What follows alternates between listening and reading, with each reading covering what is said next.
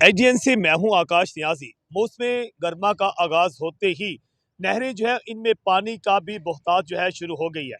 हम गुजरात के इलाका सारो की नहर पर इस वक्त मौजूद हैं। आप देख सकते हैं मेरे कैमरे के मुकम्मल तौर पर पानी इस वक्त जो है काफी ज्यादा ऊंचा हो चुका है और पानी यहाँ पर जो है काफी ज्यादा चढ़ चुका है।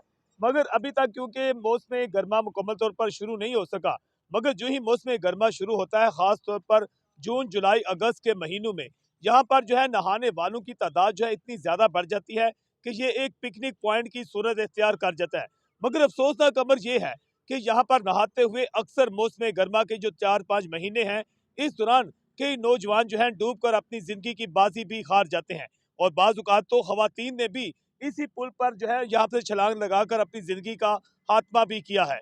दूसरी जानिब जो है यहाँ पर जो नामलूम लोगों की लाशें हैं वो भी मिलने का सिलसिला जो है काफी अरसा से जारी है।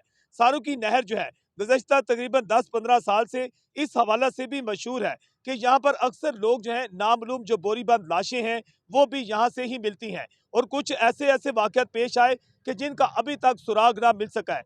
गुजरात के इलाका के रहायशी एक जो बिजनेसमैन थे, अभी तक मिर्जा जावेद इकबाल, उनकी लाश भी सारू की नहर के करीब से ही मिली थी, मगर तकरीबन 8-10 साल गुजर गए, अभी तक उनका कोई सुराग ना लगा सकी है पुलिस। जबकि दूसरी जानिब यहाँ पर अक्सर देखा जाता है कि लोगों को कहीं और कत्ल करके उसके बाद उसकी लाशें भी सारों की इसी नहर के करीबो जवार में फेंक दी जाती हैं। मगर हुकूमत की जानिब से इस बात को भी यकीनी बनाया जा रहा है कि यहाँ पर हिफाजती इकदाम को यकीनी बनाया जाए और खास तौर पर वो नौजवान जो है नहाते हुए पानी में डूब कर जिंदगी की बाजी हार जाते हैं, उनकी जिंदगियां बचाने के लिए भी इस बार जो है खसूसी इकदाम उठाने का फैसला किया गया है। IGN से मैं हूँ आकाश न्याज़।